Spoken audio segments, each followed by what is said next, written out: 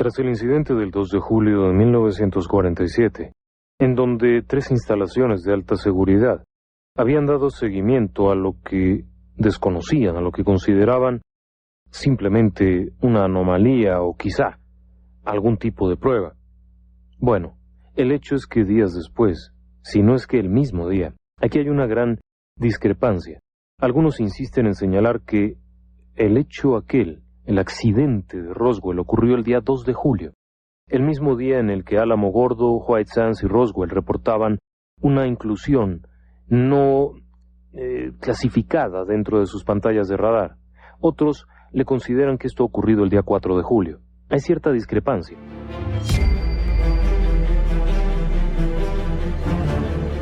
Relatos del lado oscuro. Fantasmas. Seres extraños. Sucesos inexplicables. Perversidad humana. Historias que otras mentes prefieren ignorar.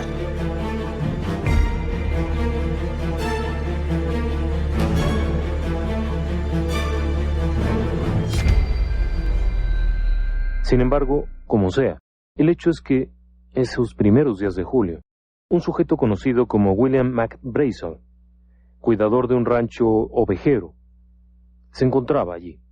McBrazel era un sujeto común, vamos a decirlo así. Era simplemente un hombre de campo. Era el capataz del rancho Foster, en el condado de Lincoln, muy cerca de Corona, en Nuevo México. De hecho, no era en Roswell, sino en Corona. Brazel resultaba ser un hombre común, un hombre sano, de campo, familiar, muy cercano a su familia.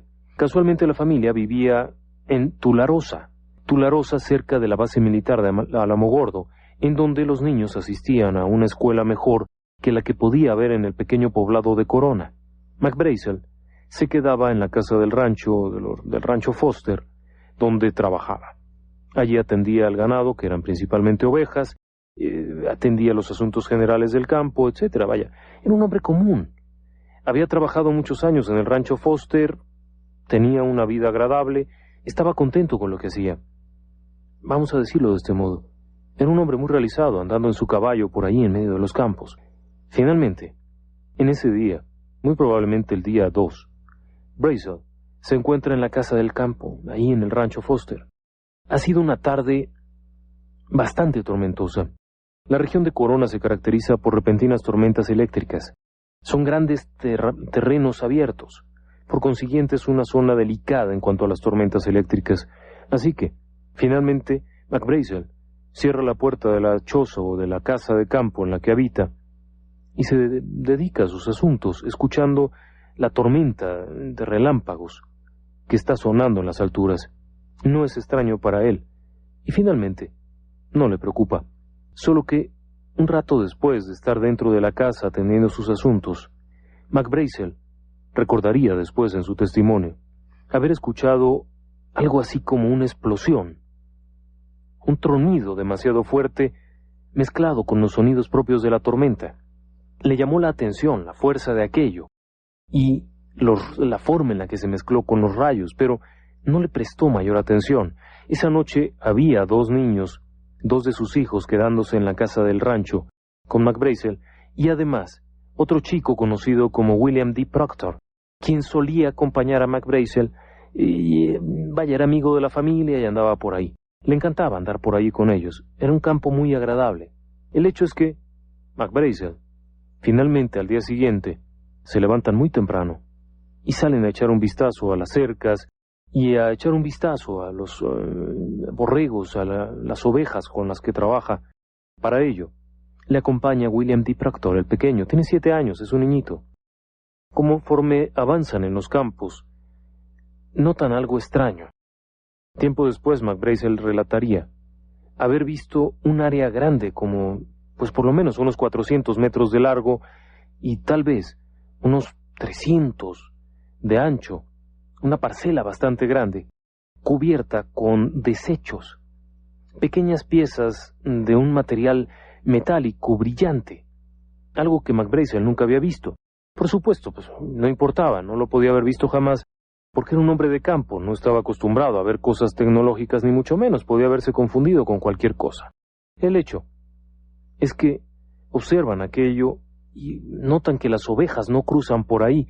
Así es que a McBrazel le toma un buen rato hacer que los animales den la vuelta por otro lugar y bueno, cuando vienen de regreso de cambiar de área al ganado a las ovejas, McBrazel recoge unos pedazos de aquello y lo lleva a una choza, a una pequeña bodega que tiene.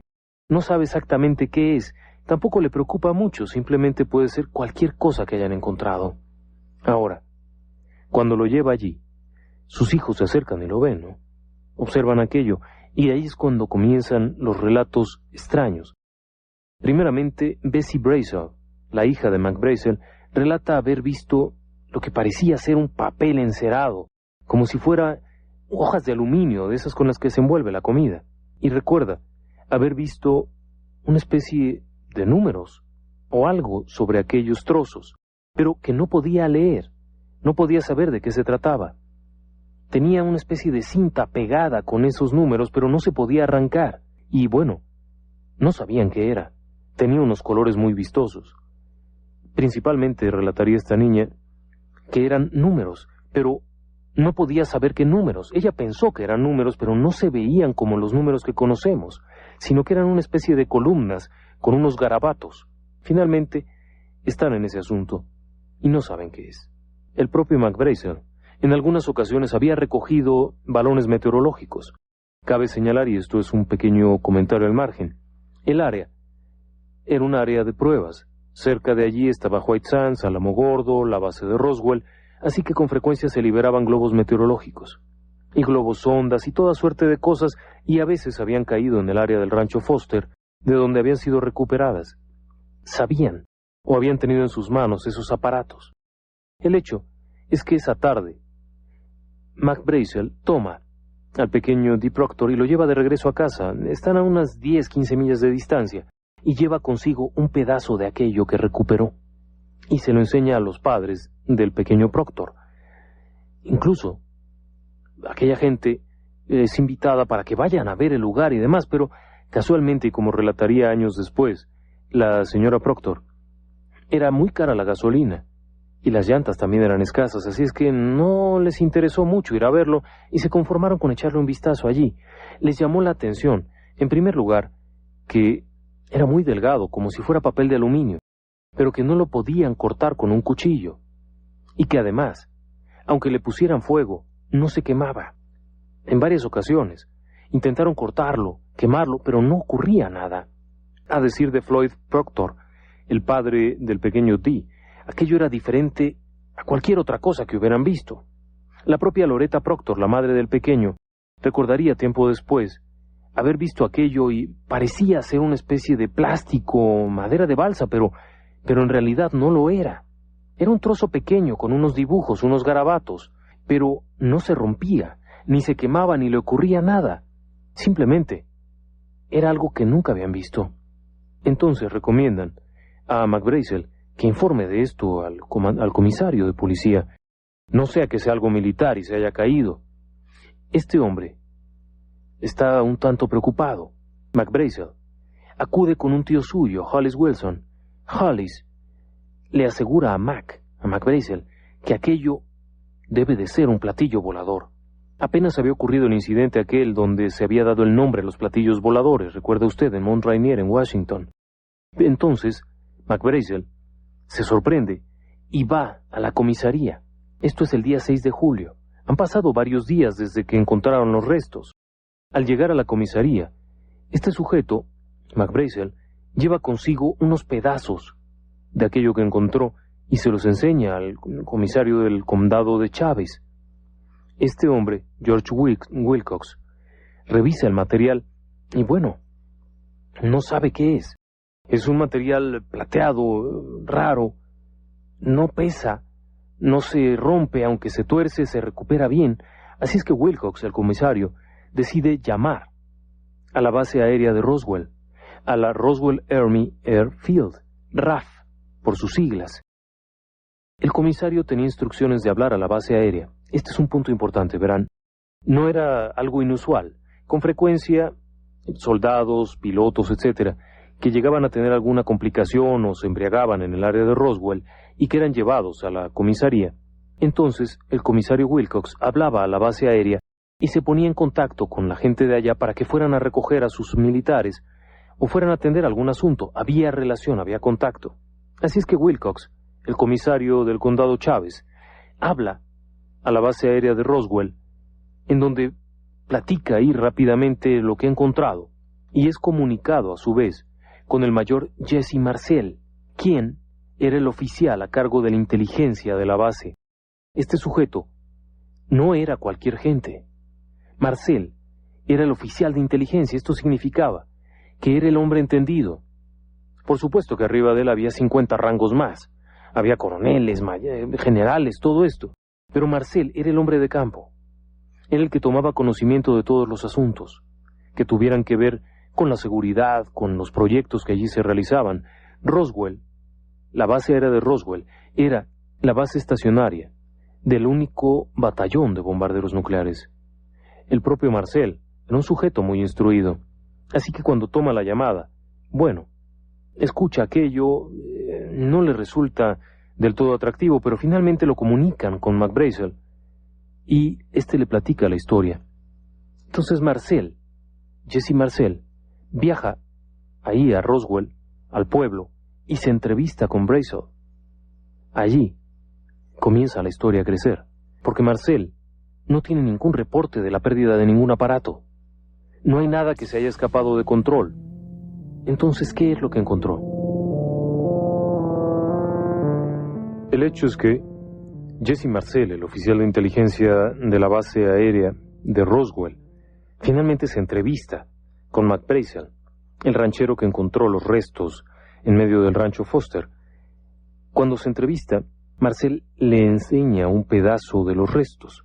Platican un rato, le comenta cómo ocurrió todo, los pormenores y demás, y entonces Jesse Marcel, el mayor Jesse Marcel, regresa a la base aérea de Roswell, en donde se entrevista con el coronel William Blanchard, quien es el hombre a cargo de la base. En ese punto, este hombre, Marcel, es enviado a investigar al terreno. Para ello, le acompaña un oficial de inteligencia, Sheridan Cabot. Juntos, a bordo de un jeep, llegan al lugar, pero ha caído la noche, así es que tienen que quedarse a dormir en la cabaña de Marcel, en el rancho. Allí están y platican acerca de los incidentes. Muy temprano en la mañana, montan en el jeep y van al sitio donde se encontraron los restos. Mac, finalmente, McBrazel pide permiso para regresar a su trabajo. Ha perdido mucho tiempo con este asunto de los restos. Así que regresa a sus diferentes trabajos, quedándose en el sitio Jesse Marcel y el oficial Cabot, Sheridan Cabot. Están allí observando y demás. La situación sigue adelante. Conforme Mac ha platicado por aquí y por allá, ha comenzado a haber una cierta inquietud en la gente del pueblo. Ha habido muchos comentarios y bueno, incluso hay una entrevista. Entrevistan a McBrazel. Sí, era un sujeto que jamás en su vida había salido en ningún asunto y de repente está en la radio.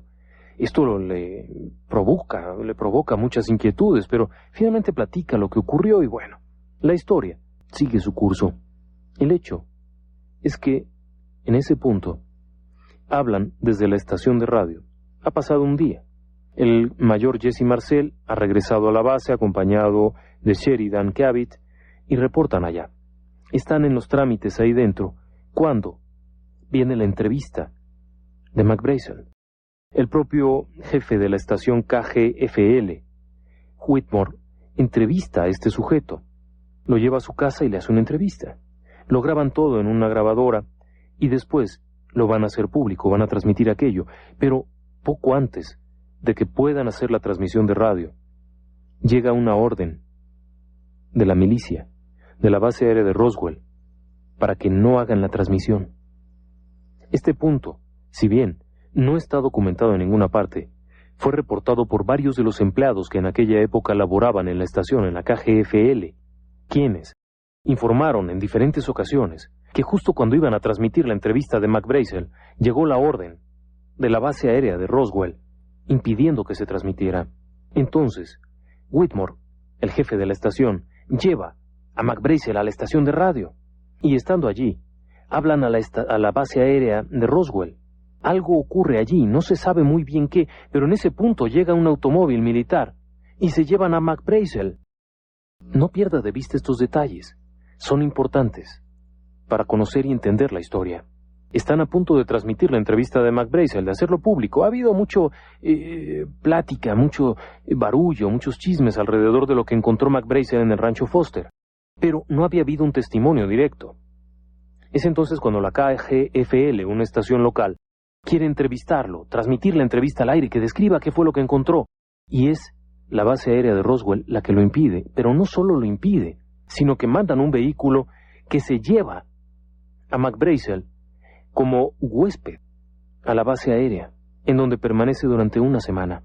Alrededor del 8 de julio en adelante, unos 8 días después, ocurre que regresa este sujeto. McBrazel es devuelto y entonces da una entrevista. Curiosamente, la historia ha cambiado mucho. Ahora dice que su hijo encontró los restos alrededor del 14 de junio. 14 de junio. Esos son 15 días antes de lo que él reportó inicialmente. Pero también asegura que estaba muy ocupado como para ponerle ninguna atención. Algo no checaba allí. Después, comenta que unas semanas después, él y sus 2 hijos y su esposa habían ido al campo y habían recogido aquellos pedazos de goma, de papel, de aluminio y trozos de madera. En ningún momento había declarado eso McBrazel. De hecho, su esposa no había ido al rancho. Sus hijos tampoco habían visto los restos. Algo no estaba bien. Incluso, aseguraba haber encontrado que no era exactamente un balón meteorológico, sino algo diferente.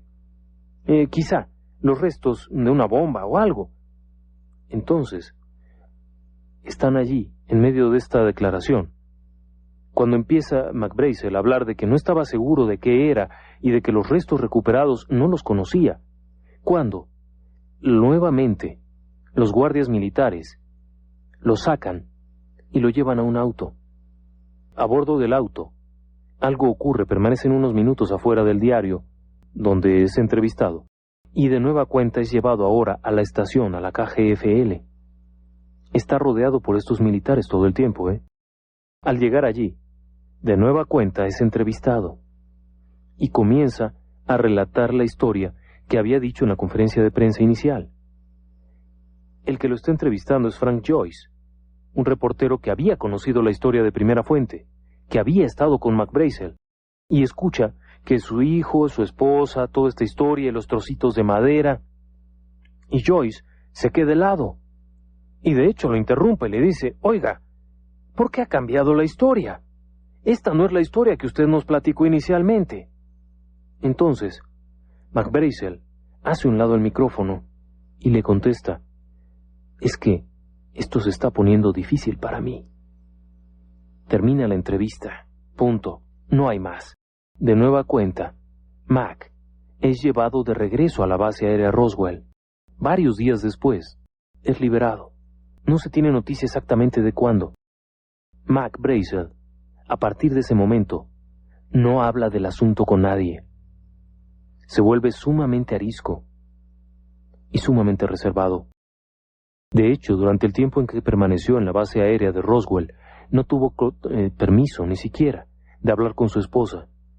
En una ocasión, sus hijos relatarían años después que su padre les comentó que tenían prohibido hablar acerca de aquellos restos encontrados y que por favor no hablaran con nadie, que él había hecho un juramento de jamás discutir acerca de lo hallado y que esa gente no estaba bromeando. Había estado en una situación que lo había alterado hasta el punto de que antes de un año, Mac habría abandonado el trabajo en el rancho Foster, en el cual había permanecido durante años y había sido un buen trabajo para él, y se había mudado al pueblo de Tularosa, muy cerca de la región de Alamogordo, en donde pondría un pequeño comercio. Y en 1963 moría. Todo este relajo, ¿por un balón meteorológico? ¿Por una sonda? McBrazel moría muy joven, además. La situación es que durante mucho tiempo, los reportes de los vecinos aseguraban eventuales visitas de automóviles militares a la casa de McBracer. Pero volvamos al lugar de los hechos. La situación es que, tras todo este suceso, los militares están un tanto preocupados. Ha habido 2 o 3 llamadas a la estación local y al diario de la localidad para que controlen cualquier situación que pueda ocurrir y que no transmitan ningún mensaje al respecto. De hecho, ellos están por liberar un reporte en el cual informarán de lo ocurrido. El reporte, casualmente, es bastante extraño. En un primer momento, los militares reportan que la base aérea de Roswell ha capturado un platillo volador en la región de Roswell. Esta es una tormenta, es una luz, es una explosión gigantesca, hay un pánico enorme. Esto ocurre, curiosamente, cuando se le ordena al coronel Walter Haut que redacte un comunicado de prensa. El encargado será ni más ni menos que el coronel Blanchard, el jefe de la base aérea de Roswell, quien debe informar que tienen un platillo volador en su poder. Bien, lo hace.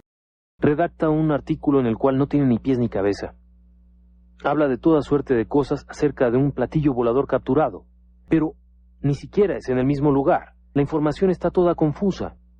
Horas después, se libera otro reporte, en el cual la milicia, en este caso, reporta que hubo una confusión y que en realidad los objetos recuperados eran un globo sonda meteorológico. Bien, aquí ocurre una de esas historias extrañas. ¿Por qué tanto relajo de llevarse a McBracer a las instalaciones militares, traerlo, llevarlo, amenazarlo, amenazar a la estación por un globo sonda? Algo no embonaba. Y entonces ocurre algo más. Este mayor, Jesse Marcel, es llevado, junto con parte de los restos, a bordo de un B-29, a la base aérea Wright, en Ohio. Pero antes se detienen en la base aérea de Carswell, en Fort Worth, Texas. Allí comienzan a investigarlo, comienzan a revisar aquellos materiales. El general Roger Ramey, comandante de la Fuerza Aérea, de la 8ª Fuerza Aérea, del 8º Regimiento de la Fuerza Aérea, toma bajo su cargo el asunto. Por un globo meteorológico, el general Roger Ramey, comandante de la 8ª, del 8º Regimiento de la Fuerza Aérea, algo no embonaba tampoco, pero bueno, toma el asunto y lleva los restos que han recuperado del rancho de McBracer a la oficina de él, en donde son fotografiados por James Johnson. En una de las fotografías aparece Jesse Marcel, con los restos originales, pero estas fotografías nunca son liberadas. El general Ramey se lleva a Jesse Marcel a otra oficina, en donde permanece durante un par de horas, y luego regresa, y allí encuentra que hay otro material en el piso. Todo esto se sabría después, ojo, se sabría muchos años después, pero de momento, la siguiente fotografía se toma con Jesse Marcel, sosteniendo restos de un balón meteorológico. Sí, uno de estos aparatos que se lanzan al aire para medir el clima. Allí, varias fotos son tomadas, Marcel aparece, reportando que sí, que efectivamente se confundió, y que los restos eran parte de un globo sonda meteorológico. El jefe de la 8ª División, del 8º Regimiento de la Fuerza Aérea, también participó en las fotografías. Se trataba de el general Thomas Dubose, y todos ellos, muy sonrientes, enseñan que se trata de un globo sonda, y esto es enviado a los diarios a muchas partes. El reporte congela inmediatamente cualquier opción. Así de simple. Los diarios a nivel nacional, que habían comenzado ya las rotativas a publicar la nota del platillo volador capturado y todo esto, guardan silencio y presentan las fotografías de Jesse Marcel, confundiéndose con un globo meteorológico y con cara de idiota. Esa es la única explicación. Pero realmente Jesse Marcel, el mayor Jesse Marcel, era un tipo tan tonto. Pero ¿quién era este Jesse Marcel, mayor de la Fuerza Aérea? En realidad, ¿sería un tipo capaz de confundir un balón meteorológico con una nave extraterrestre? Tendría que haber sido alguien muy tonto. No, definitivamente no. Jesse Marcel, para empezar, había sido cartógrafo antes de la Segunda Guerra Mundial. Había sido bastante destacado en ese papel, realizando planos fotografías aéreas y cosas de ese estilo. Estaba bastante bien relacionado con todos los temas tecnológicos de aquellos años. Pero no solo eso. Durante la guerra, había sido condecorado en 5 ocasiones. 5 medallas por combate aéreo y más de 450 horas de combate. Era un tipo muy preparado también en cuestiones de vuelo. Era un piloto de alto nivel. Al término de la guerra, había sido seleccionado por su impecable expediente como miembro del batallón 509 de bombarderos y había estado a cargo de la seguridad en la operación Crossroads, la cual había realizado pruebas nucleares en 1946. Señores, esto no era cualquier papel. El mayor Jesse Marcel tenía uno de los niveles de seguridad más altos de la base aérea Roswell. Tenía contacto con los proyectos ultrasecretos de aquellos años. Y no solo eso, su trabajo durante 1946 lo había llevado a una mención especial, lo que había significado que fuera nombrado como oficial de inteligencia de la base aérea de Roswell. Esto significa que este sujeto tenía que estar al tanto de todo lo que ocurría en la base aérea y de todo lo que ocurría fuera de ella. Era un sujeto que debía estar informado de cualquier amenaza, cualquier situación de riesgo o cualquier información que ocurriera del interior hacia el exterior y del exterior hacia el interior de Roswell. No era, evidentemente, un tipo que no estuviese informado. Podía tener el rango de mayor, sí, pero era un sujeto que podía participar directamente en reuniones del más alto nivel, en las que participaban los militares más destacados de la época y que incluso había participado en reuniones con el presidente de los Estados Unidos, siendo parte del staff de la base aérea más segura de los Estados Unidos. Durante los proyectos de Alamogordo para las pruebas nucleares, los niveles de seguridad habían sido tales que solamente unos pocos militares sabían lo que ocurría. Durante 1946, lo mismo ocurría en la base de Roswell. La operación Crossroads fue catalogada como una de las operaciones más secretas que pudo haber habido. Y Marcel había sido el jefe de seguridad de esto. ¿Qué le parece? ¿Era un tipo tan ignorante? Definitivamente no. El hecho es que tras las declaraciones en las cuales salía fotografiado sosteniendo pedazos de un globo sonda meteorológico, Marcel quedaba en el más absoluto ridículo. Al regresar a la base aérea Roswell, bueno, había toda suerte de bromas hacia este hombre. Había toda suerte de chascarrillos acerca de los enanitos verdes y de los marcianitos alrededor de Roswell y todo esto. Y este sujeto quedaba en el más absoluto descrédito. Quedaba catalogado simplemente como, bueno, el tonto de la base aérea. Sin embargo, este tonto, 3 meses después, era promovido a teniente coronel y reasignado a un nuevo proyecto secreto. Fíjese usted, un sujeto que pone en ridículo a la Fuerza Aérea por haber confundido un globo meteorológico con una nave extraterrestre es ascendido a teniente coronel y ahora puesto a cargo de las pruebas atmosféricas que detectaban pruebas atómicas soviéticas. También un proyecto ultrasecreto. Años después, en 1978, Jesse Marcel ha sido ya dado de baja del ejército. Está retirado y da una entrevista. Esta entrevista resulta ser no solamente intrigante, sino bastante reveladora. Marcel, durante el tiempo que permaneció como militar, es decir, en operativo, nunca volvió a hablar del asunto. Pero en el 78, y de manera casi extraoficial, muy cuidada, declararía que lo que encontró al llegar al lugar era asombroso, por la cantidad enorme de restos hallados, por la superficie enorme que estaba cubierta de toda suerte de restos. En primer lugar, se trataba de cerca de 1 kilómetro de largo y de varios cientos de metros de ancho. Evidentemente, no se trataba de un sistema meteorológico, de un globo sonda, pero a decir de Marcel en sus propias palabras, tampoco era ningún tipo de avión ni de misil, con los cuales estaba muy relacionado también, ya que si bien las pruebas de misiles se realizaban en White Sands y no en Roswell, los aparatos llegaban desde la zona de Fort Worth, en Texas, y de otras bases aéreas, a la base Roswell, y de allí eran enviados a White Sands. Él conocía estos aparatos. Después declararía: no sé lo que era, Pero definitivamente no era algo que nosotros hubiésemos construido, y mucho menos habría sido un balón meteorológico. A decir de su descripción, había pequeñas estructuras un poco más de media pulgada de ancho, con una serie de dibujos jeroglíficos que ninguno de los de allí pudo descifrar. Algunos de estos parecían ser de madera de balsa, por el peso tan ligero, pero en definitiva no era madera. Se trataba de algo muy duro, pero flexible. No se quemaba, no se cortaba. Además, había una gran cantidad de una sustancia similar a un sellador, de color oscuro, sumamente duro, y muchísimas pequeñas piezas de algo parecido a hoja de lata de aluminio, muy delgado, solo que no era aluminio. Además, al estar yo interesado en las cuestiones electrónicas, busqué cualquier suerte de instrumentos eléctricos, algo que me diera una idea, alguna suerte de equipo, pero no había nada.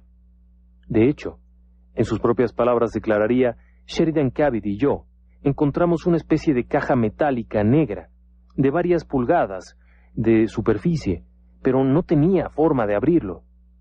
Al ver que no había forma de encontrarle la entrada y que no tenía ningún aparato visible, la pusimos con el resto de los materiales. En todas partes había estos pequeños símbolos como números, jeroglíficos porque no los entendíamos, de colores rosa y púrpura. Parecían estar pintados encima. Sin embargo, cuando les puse mi encendedor de cigarrillos y los traté de quemar, ninguno de ellos se quemaba. Aun cuando parecían ser de madera de balsa por lo ligeros, ni siquiera despedían humo. Los pedazos de metal fueron llevados con nosotros de regreso en el jeep, y eran tan delgados como la envoltura de un paquete de cigarrillos, pero no los podías cortar, aun con un cuchillo, no podías dañarlos. Incluso, tratamos de cortarlos con un martillo de esos gruesos de 6 pulgadas, y no pudimos hacer nada, ni siquiera lastimarlos. Tuvimos que ir allí, en 2 vehículos después, para poder reunir todo el material. Mucho de este iba en el jeep de Sheridan Cavitt, pero también en el Buick del mayor Marcel. De hecho, no sabemos qué fue.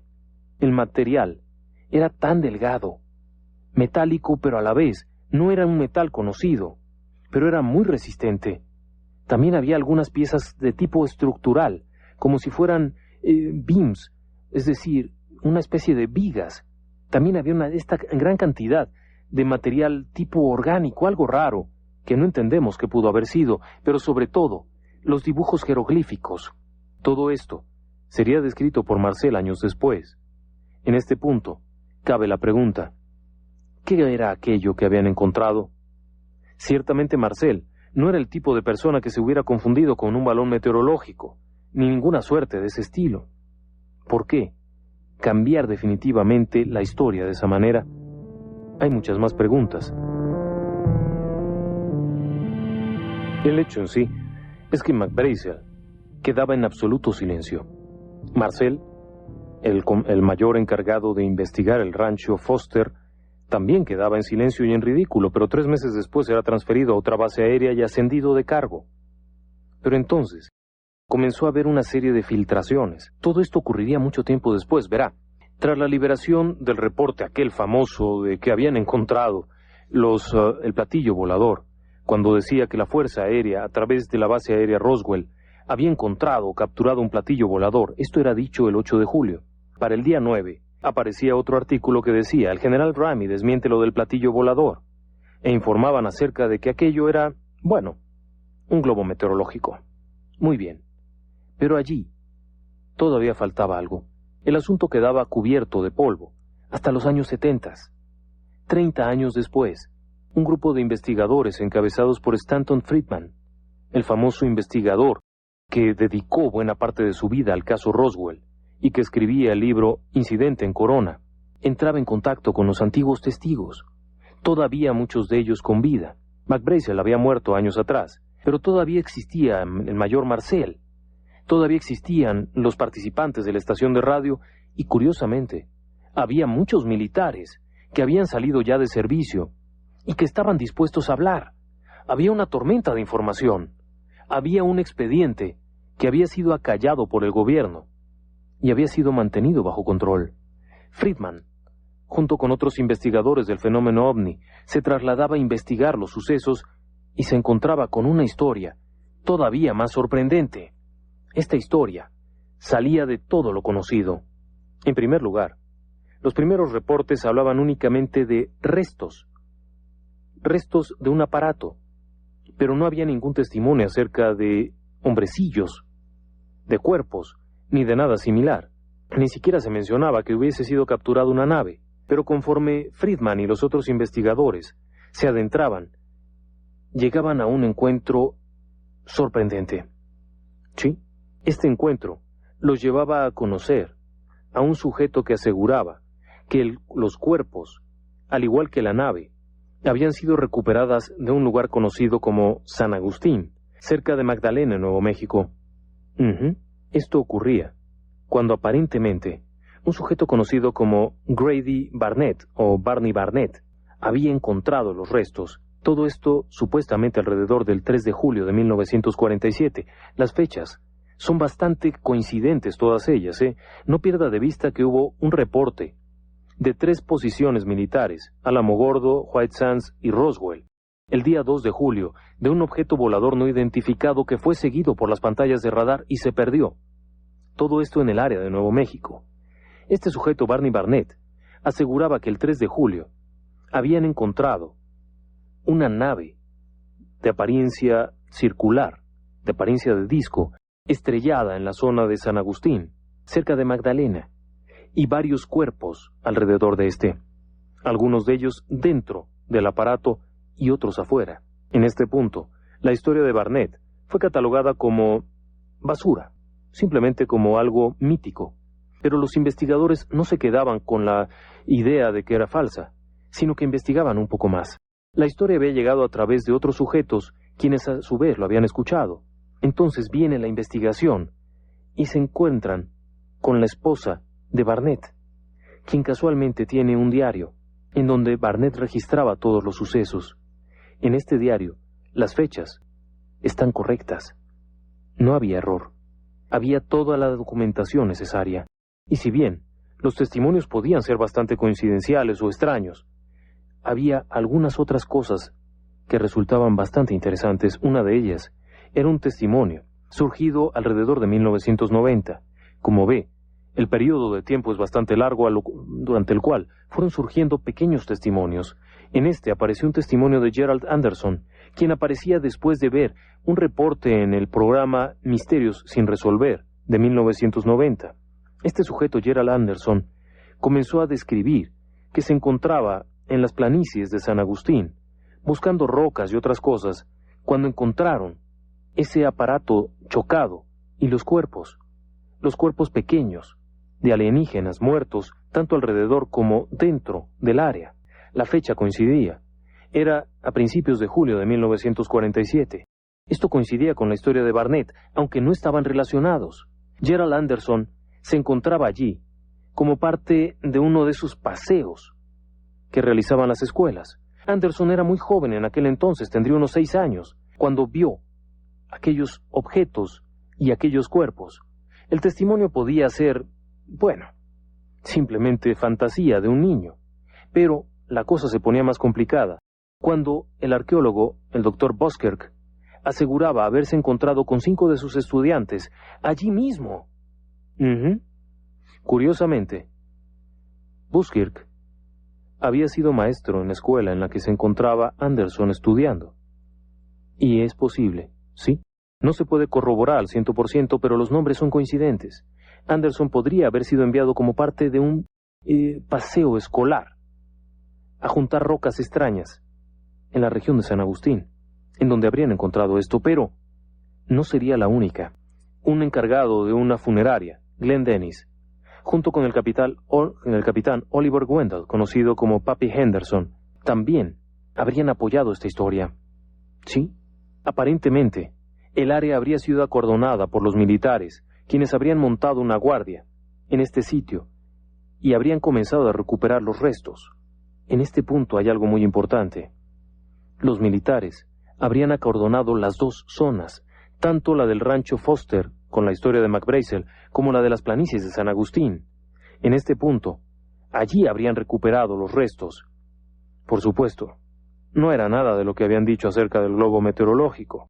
Esta gente habían sido testigos acerca de lo que había allí, acerca de los cadáveres recuperados. Pero ¿qué había acerca de estos restos? ¿Había realmente algo? Bueno, allí es cuando comienzan los testimonios más asombrosos. En el caso particular de los cadáveres, aparece el testimonio de Ray Dancer. Dancer era un plomero. Usted se preguntará, ¿qué rayos tiene que ver un plomero con ovnis? Bien, era el contratista de obras de plomería de la base aérea de Roswell y se encontraba arreglando las instalaciones, precisamente en el área hospitalaria de Roswell, muy cerca de la sala de emergencias. Se encuentra allí, a decir de su propio testimonio, cuando observó la llegada de unas camillas que contenían cuerpos. Uno de ellos quedó parcialmente descubierto entre sus ojos, y se trataba, ni más ni menos que la descripción de alienígenas. Este testimonio fue opacado tiempo después por un comunicado de prensa en donde aseguraban que eran los cuerpos calcinados de pilotos que se habían siniestrado en un incidente paralelo. Ese incidente paralelo, ese supuesto accidente que había costado la vida a varios pilotos, no estaba registrado en ninguna parte. Y, sin embargo, Ray Dancer sí aparecía en las minutas de 1947 como contratista de obra de la base aérea, y su ingreso estaba asentado en uno de estos libros, que fue liberado bajo el Acta de Libertad de Información y que se encontraba en una biblioteca dentro de un expediente administrativo, donde se conservaba el ingreso con fecha 3 de julio de Ray Dancer a las instalaciones militares. Curioso, ¿no cree usted? En ese punto Ray Dancer testificaba que, tras haber visto aquello, observó las demás camillas, y momento en el cual fue sorprendido por la policía militar, quienes le alertaron que no debería hablar de aquello y debería salir inmediatamente, ya que estaba registrado, y cualquier asunto que hablara sería castigado. Pero ahí no termina el asunto. Aparece otro testimonio, el mayor Edwin Isley, quien fuera comandante de la policía militar a cargo de la custodia del sitio en las planicies de San Agustín. Platicaría a su familia esto mismo: haber encontrado los aparatos y los cuerpos y haber tenido la prohibición directa del presidente, a quien había prometido jamás hablar del asunto. Curiosamente, había hecho una pequeña plática un par de días antes de esto. Pero allí no termina el asunto. Herbert Ellis, contratista de pintura y mantenimiento de la base aérea de Roswell, aseguraba también haber visto los cuerpos y, de hecho, haber visto un alienígena vivo dentro de las instalaciones del Hospital Militar de Roswell. Mary Bush, quien era secretaria del administrador del hospital de la base aérea Roswell, también platicaba lo mismo: haber visto estas criaturas de otro mundo, cuando fue llamada para atender como asistente a uno de los médicos y haber entrado a una sala en la que estaban siendo examinados los cuerpos de los alienígenas. Describiría las manos, que era lo único que había visto, con 4 dedos y sin pulgar. Otro de los testigos, Joseph Montoya, quien casualmente era asistente del gobernador de Nuevo México, fue testigo de 4 pequeños alienígenas, uno de ellos con vida. Los describía como de gran cabeza, ojos extrañamente grandes, boca pequeña, y haber tenido una extraña apariencia. Aseguraba, no eran de este mundo. Pero allí no terminaba el asunto. Conforme Friedman y los otros investigadores iban recopilando más información, se encontraban con el testimonio del sargento Thomas González, miembro del batallón 509 de bombarderos, quien había sido destacado como guardia en el sitio del accidente. No en el sitio del rancho Foster, sino en la zona de San Agustín, en donde declaraba haber visto los cuerpos de varios pequeños seres que no pertenecían a este mundo. Allí no terminaba el asunto. Todavía quedaban otros asuntos más. Cuando Frank Kaufman, miembro de COINTEL, parte de la inteligencia militar, declaraba muchos años después haber visto los restos de un aparato estrellado en una especie de acantilado cerca de las planicies de San Agustín, y haber visto cómo estaba custodiado después dentro de la base aérea de Roswell. Como ve, el incidente Roswell no es nada sencillo. Los testimonios pueden no ser del todo fiables, y puede haber también errores. Pero realmente, ¿toda esta gente mentiría? Podría ser, pero habría que sopesar la evidencia con la evidencia circunstancial. Por una parte los testimonios, por otro lado las coincidencias, y después enfocarnos a toda la cobertura que se dio al asunto. ¿Por qué llevarse a McBrazel detenido durante días a una base aérea militar por un asunto de un globo sonda? ¿Por qué Jesse Marcel, un mayor militar con una experiencia enorme de vuelo, con una tolerancia, con un nivel de seguridad altísimo, se confundiría con un asunto tan ordinario? ¿Hay una explicación para todo? ¿Es posible? Muy bien. El asunto se complicó enormemente. Por una parte había el incidente del rancho Foster, en donde se recuperaban estos restos que eran identificados como un globo meteorológico. Por otra parte había el incidente en las planicies de San Agustín, que quedaría oculto y, curiosamente, parecería ser ciencia ficción, pero que tenía varios testimonios a su favor. Entonces, ¿qué fue lo que ocurrió? La información oficial aseguraba que era simplemente, un globo sonda. Podía haberse tratado de otro proyecto ultrasecreto que nadie conociera. Aparecía una información extraña. Esta hablaba del proyecto Mogul. Esa sería la explicación más cercana. El proyecto Mogul era un proyecto en el cual se utilizaban globos de observación para detectar actividad nuclear en la Unión Soviética. Aparentemente estos globos serían sumamente sofisticados y de materiales sumamente secretos, desconocidos por la propia Fuerza Aérea, ya que intentaban eludir el rastreo vía radar. Para ello se habrían utilizado como conejillos de indias a prisioneros de guerra japoneses, los cuales serían de estatura pequeña. Todo suena muy complicado. Hubo 5 o 6 vuelos del proyecto Mogul en ese periodo de tiempo, alrededor de junio-julio de 1947, y supuestamente habría sido el caso del vuelo número 4, el cual se habría estrellado en el área de Roswell. Pero entonces vendría la pregunta: ¿realmente el proyecto Mogul habría sido de tal dimensión como para producir tal cantidad de restos? ¿No habría estado enterado Jesse Marcel acerca del proyecto Mogul, siendo el oficial de inteligencia de la base aérea de Roswell? ¿Desde dónde habrían sido lanzados estos aparatos de tal forma que no conocieran un jefe de información de cosas secretas la existencia de este proyecto? Bien, algo ha quedado allí que no se puede explicar. El asunto también se ha mezclado con la supuesta autopsia extraterrestre. El asunto de la autopsia extraterrestre ha resultado ser un fiasco desde todas partes.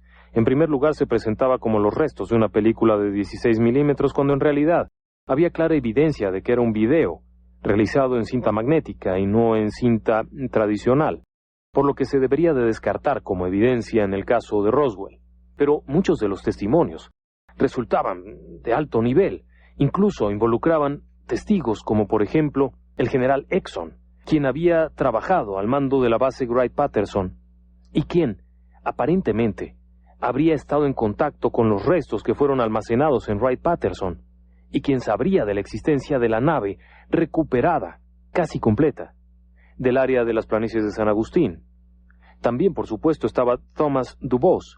Este general del ejército, por cierto, habría estado como jefe de personal del general Ramey en 1947, y había sido testigo de los acontecimientos. Dubose estuvo a cargo de las comunicaciones del más alto nivel en el momento de los incidentes. Sí, de los incidentes de Roswell, y él mismo aseguraba que en primera, los restos no eran de un globo meteorológico y que en segundo lugar, los restos habían sido trasladados de Roswell a Washington, pasando por Fort Worth, en donde casualmente el general Exon los habría visto y posteriormente los habría vuelto a encontrar estando en Wright-Patterson. Había información del más alto nivel. No se trataba, definitivamente, de puros testigos presenciales. Podían ser granjeros ignorantes los que habían visto los restos originalmente, pero los siguientes casos, los siguientes testimonios, eran militares de muy alto rango.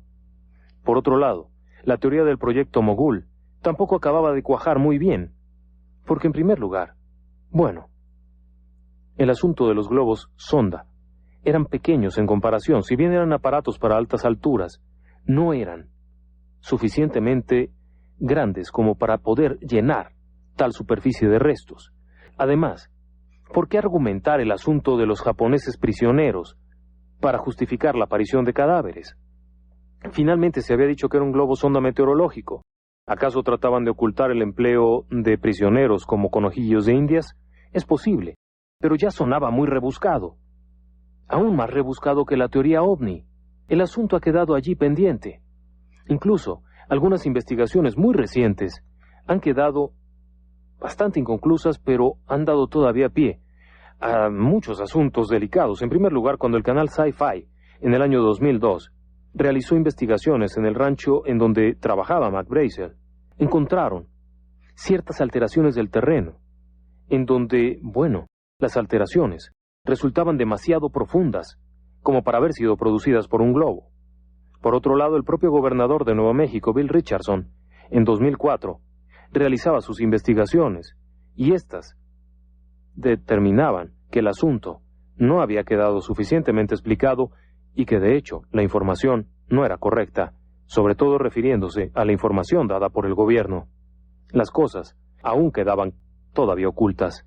Incluso personal del gobierno de Clinton aseguraba que iba a averiguar más. Y decían, ya es hora de que el gobierno desclasifique los documentos que tienen más de 25 años y dar datos para saber de qué se trató. Finalmente, no hubo nada. El asunto de Roswell, a estas alturas, sigue siendo un misterio. Pero un misterio que ha sobrevivido 60 años, con toda suerte de evidencias a favor y en contra. El hecho, sin embargo, es que había suficiente evidencia para considerar que allí no había un globo del proyecto Mogul, sino un encuentro del tercer tipo. Así de simple. También hay expedientes OVNI en México que no han sido revelados y que además ni siquiera han sido puestos a la luz pública.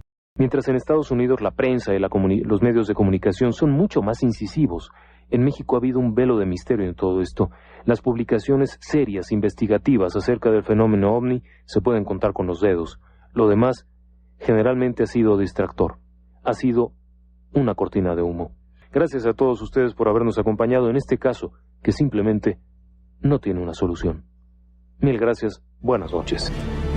Síguenos también en nuestro canal de YouTube. Relatos del lado oscuro.